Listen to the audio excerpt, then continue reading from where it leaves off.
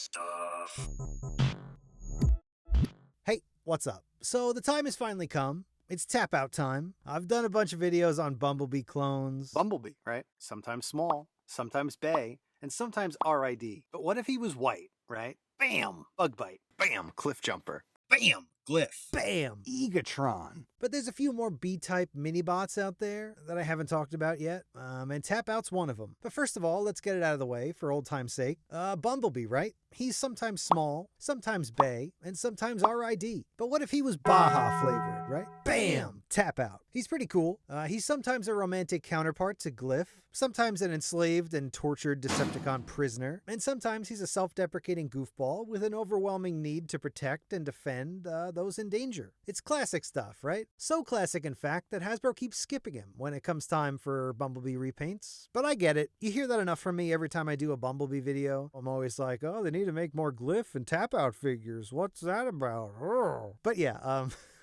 today we're going to look at some customs I did, some third-party stuff, and some convention exclusives. Let's do it. First up, the Botcon one. So who's ready to feel old, right? Because this thing came out in 2002.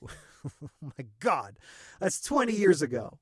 2 decades. It's crazy. But yeah, he's just a small teal little guy. There's some real deep lore about which version of the G1 Bumblebee mold this is, but you could do that deep dive on the wiki in your own time. But long story short, he's a G1 Bumblebee type that Botcon put out, and he's looking great. Rubber tires, pull out legs and arms, flip up head, same old, right? The teal they used for him is pretty good. Not too dark, not too light, and it's got some micro sparkles mixed in. It's awesome. There's not much more to say about him.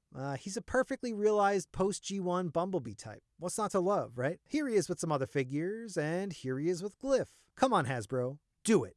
Please.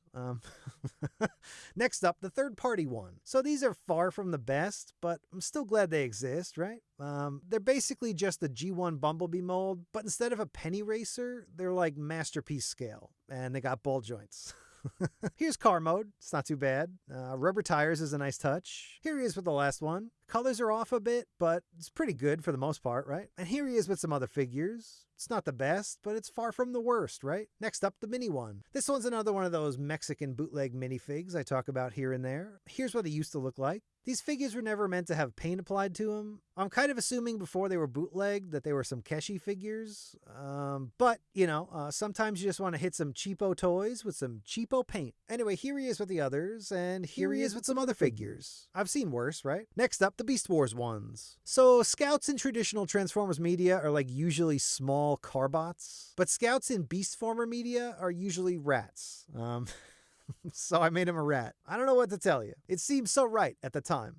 Sometimes I think, is it all worth it making these customs and I guess by association, these videos? Well, let me show you the next one before I answer that. Next up, the Transmetal one. So this one takes some explaining. What if Tapout was a rat? Okay, got it. And what if Rat Tapout was hit with a transwarp burst that altered his outward appearance and like made him all shiny and stuff?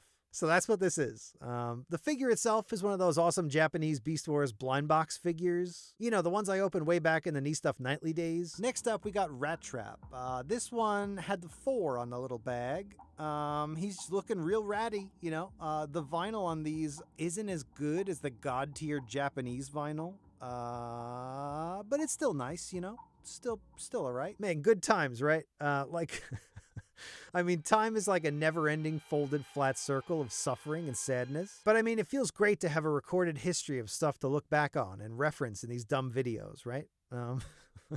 Anyway, he's blue and teal and silver. It's not like I need to describe it for you. I mean, he's been spinning on here for a while, so yeah. Here he is with the last few, and here he is with some other stuff.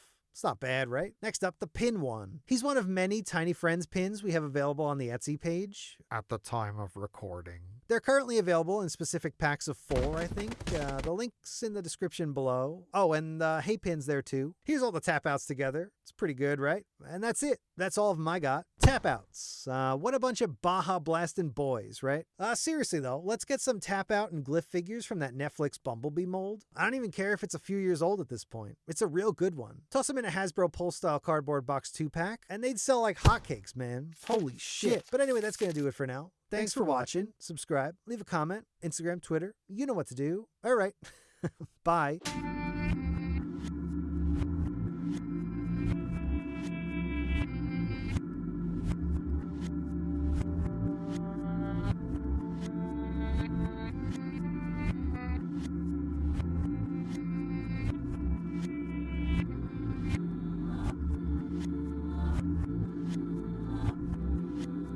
And sometimes a self-deprecating with a keychain, that Bumble.